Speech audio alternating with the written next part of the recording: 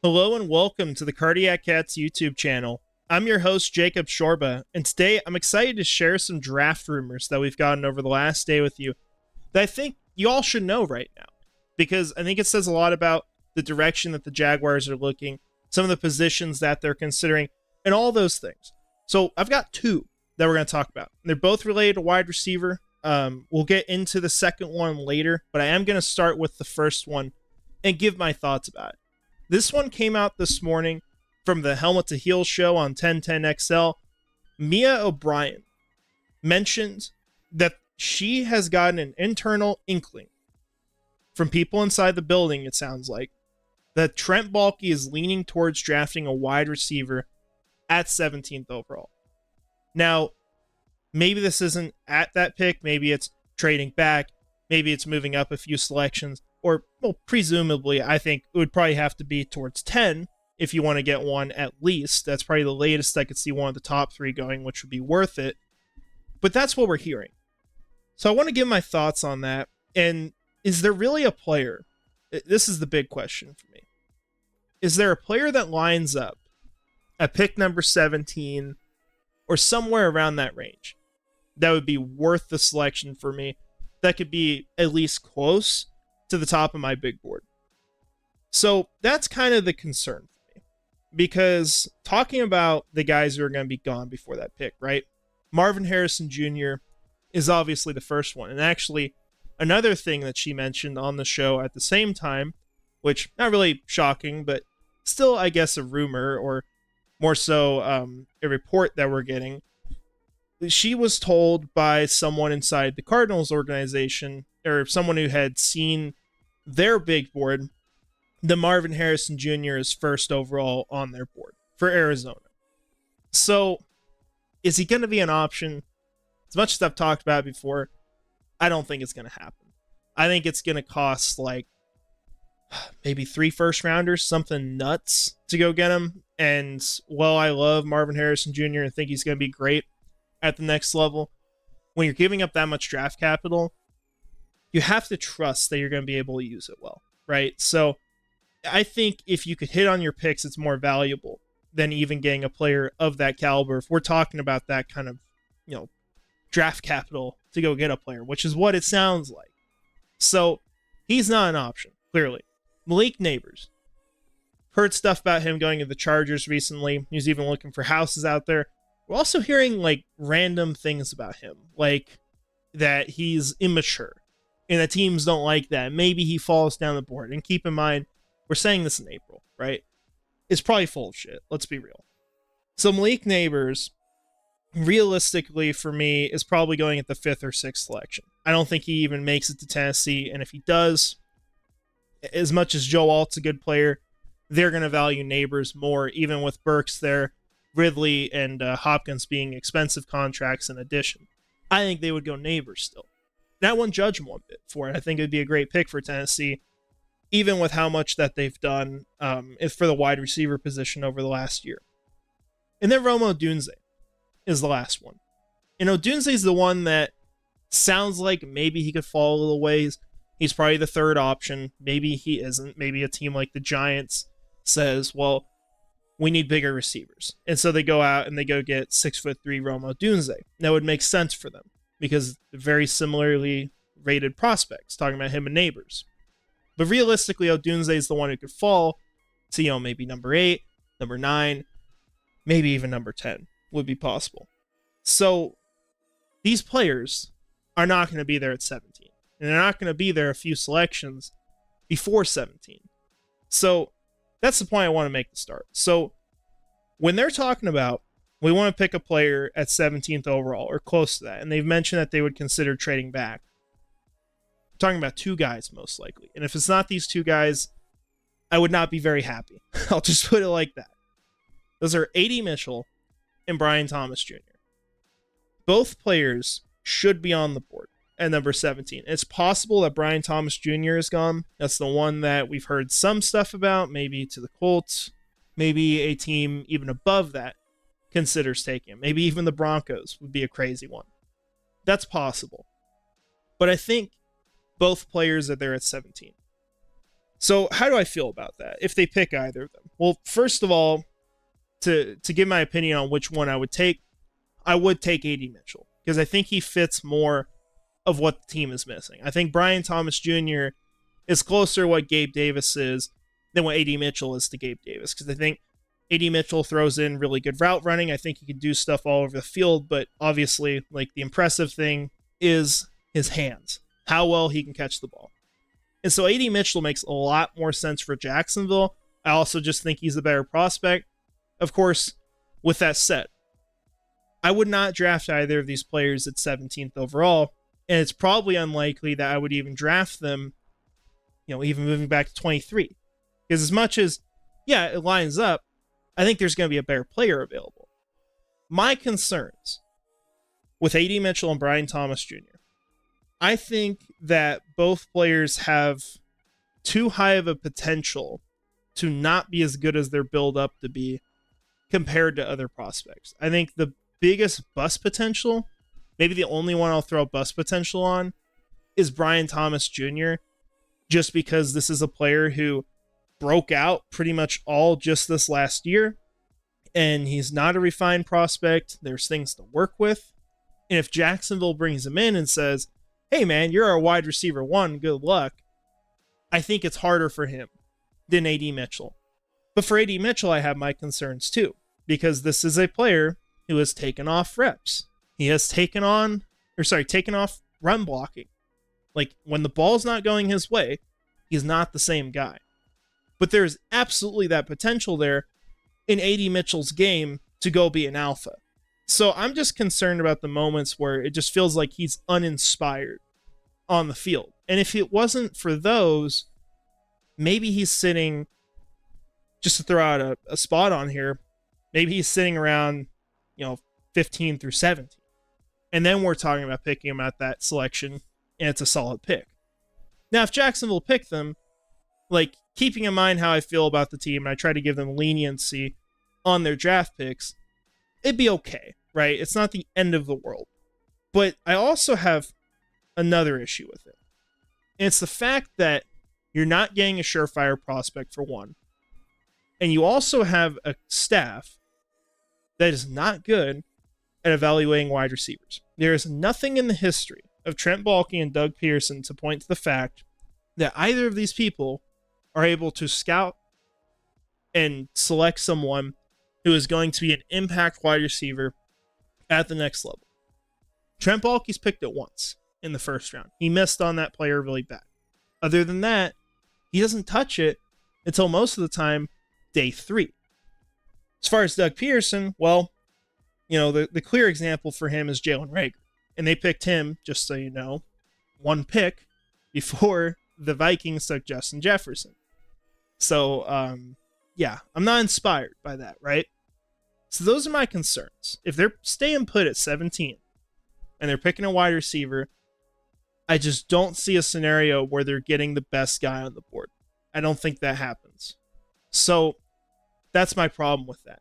Now, the more exciting rumor that I heard, and more so to describe it, it's a Bears writer who's on the bootleg football show on YouTube mentioning what he's heard from the building about, like, teams potentially trading up with Chicago. And this comes from the NFL Stock Exchange show. Recommend you guys to go watch it. Now, I can't play it here, of course. Copyright issues. I'd just be taking someone's YouTube video, putting it on my own. That's not fair.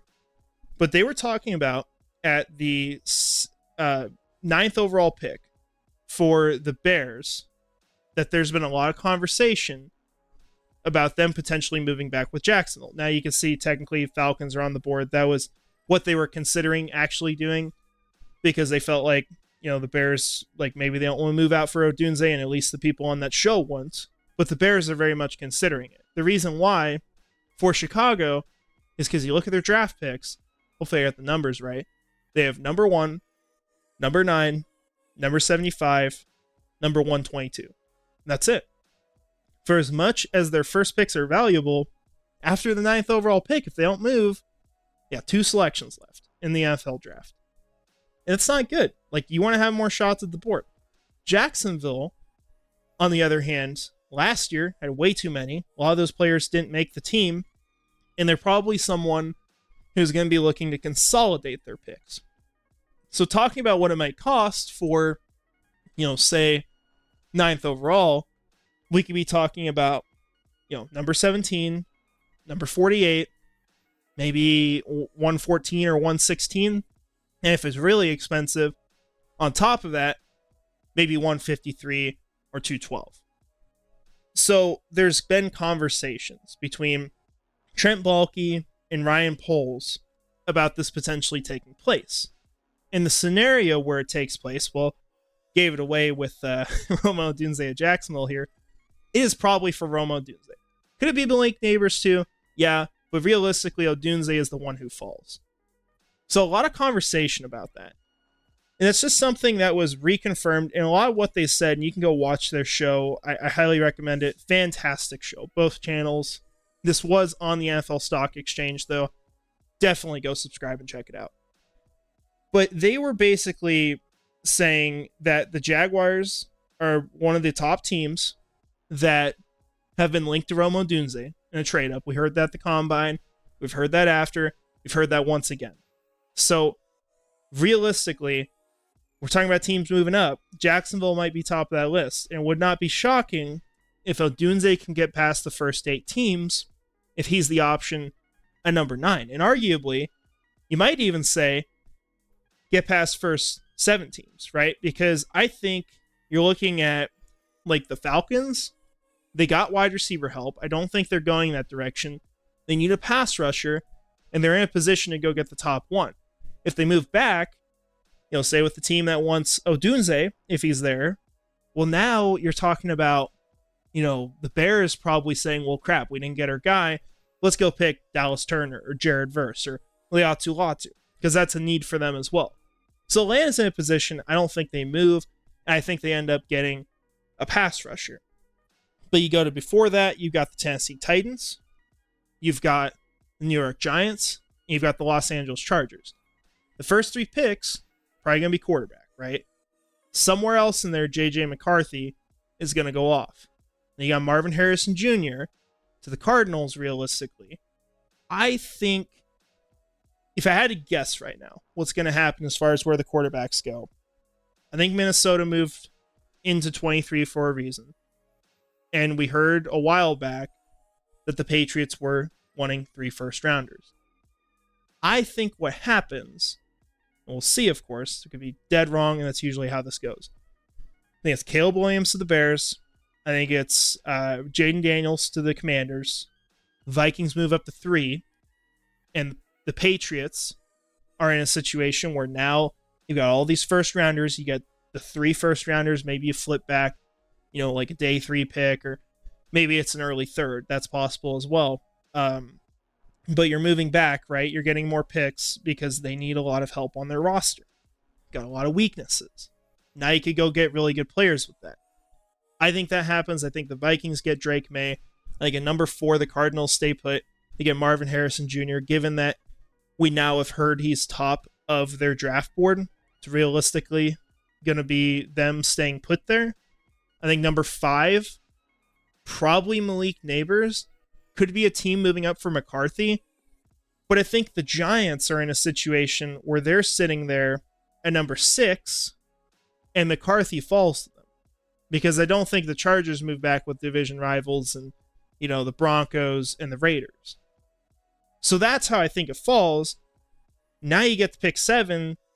You got the Titans who did all this investing in wide receiver. And while I think, wide receiver could still be a really good pick for them, they probably are looking more for someone who could play in the slot. So they're probably wanting Neighbors to fall. I think they take Joe Alt. And then now you're sitting here with Rome Odunze available. You get to pick number 8. It's a pass rusher. Now the Jaguars can move up to number 9 and go get Rome Odunze. That's my thinking right now. And there's so many things that could go wrong with that. But that's what I expect to happen at this point. So would the Jaguars be smart to make this move? Yes. In opposition to the other move, very different opinion from me here. Like I said, I wouldn't pick up A.D. Mitchell or Brian Thomas Jr. Now, if we're talking about trading back from 17, sure, like that could be fine. Get extra picks, and hopefully one of them's on the board. I think A.D. Mitchell might still be there. But if one of them's already off by 17, I don't think you can do that, because now the Bills are probably looking at moving up in front of you. So that's kind of my concern there. But that's the only scenario where I think that would be, at least a decent deal for Jacksonville, unless they just pick a superstar, which I don't expect them to do. I don't have that belief in them to do that wide receiver, unless they move up.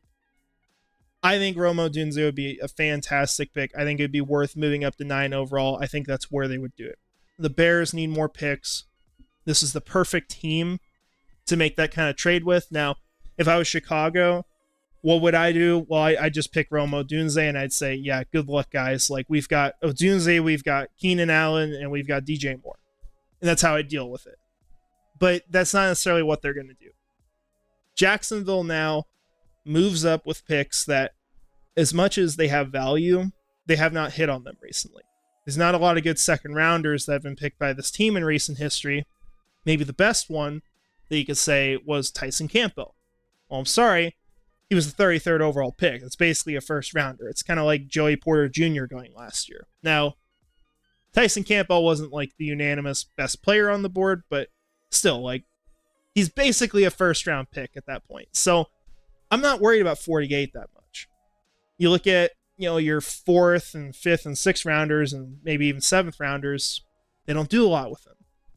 Once in a while, they'll get lucky, and they get Antonio Johnson, but just don't assign that much value to those picks. So am I good with Jacksonville moving up to number 9 with the Bears and landing Rome Odunze at that pick? Yes, absolutely. He's my 5th overall prospect. You could basically tie him with Malik Neighbors. I think it's basically down to what kind of receiver do you want? And I'd put Neighbors above him as a prospect. I have him above him, of course, here. But I also think he's a better fit. And you got to cross your fingers and hope maybe he's the one who falls, because I do think he'll be a little bit better for us.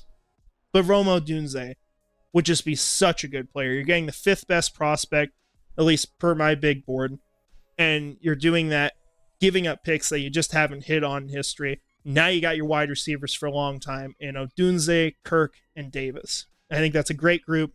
Now you can go out and you can have a shot at winning the AFC South this year. So those are my thoughts, guys.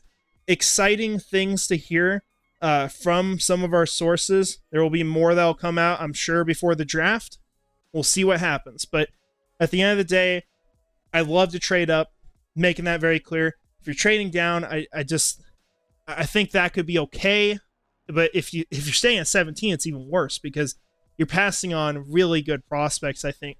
Like you talked about, if Jared Verse is there, Jer'Zhan Newton, perhaps. I don't think interior defensive linemen are guaranteed to go before your pick. You could get a really good cornerback. There's a lot of prospects I'm more comfortable with taking there. So that's kind of my issue with that. But it is exciting, right? Gotta love drafting receivers. Haven't done it in a long time. Something I'd love to see from the team if they get it right. So that's what I've got. Appreciate y'all coming here, watching this video. We'll have more content out this week. But that's all for now. Have a great rest of your day. And finally, go Jags.